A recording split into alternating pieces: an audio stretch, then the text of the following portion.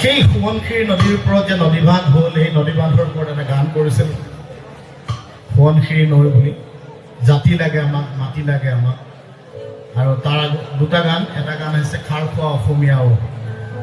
আমাৰ কেতিয়াবা এনেকুৱা যে এতিয়া মোক এজনে সুধিলে যে অসমীয়া গান, অসমীয়া চিনেমা চলিবলৈ আৰু জিলাই নাইকিয়া হৈ গ'ল। 14-15খন জিলা অসমীয়া জাতীয় অসমীয়া এই প্ৰভুত্ব থকা অসমীয়া খিলঞ্জীয়া মানুহৰ সংখ্যা কমি গ'ল। অসমীয়া গান, অসমীয়া চিনেমা এই তিতাবৰত থকা মানুহে বুজি নাপায়।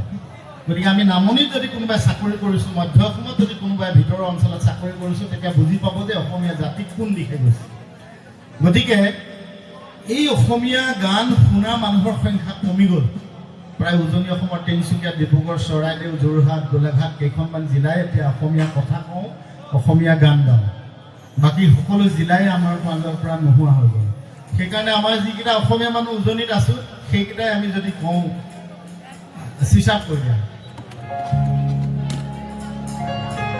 আমাৰ এটা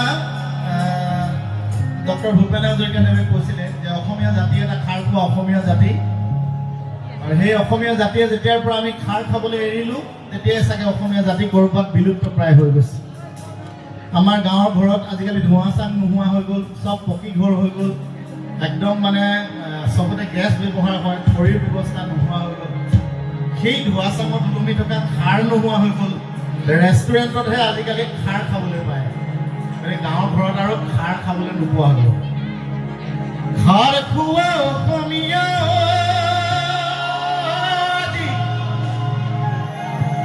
খাৰ খোৱা অসমীয়া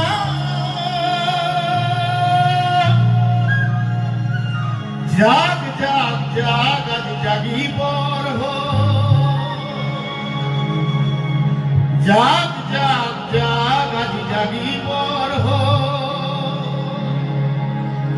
ধোঁৱা চাং নোহোৱা হ'ল আইতা, ধোঁৱা চাং নোহোৱা হ'ল,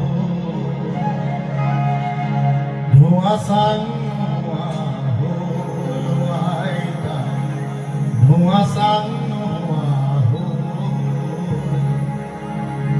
ভীমকলৰ বাকলি কতেনো হেৰুৱালি, ভীমকলৰ বাকলি কতেনো হেৰুৱালি, জাতিটো মলমি গ'ল গ'ল গ'ল হেৰ অসমীয়া।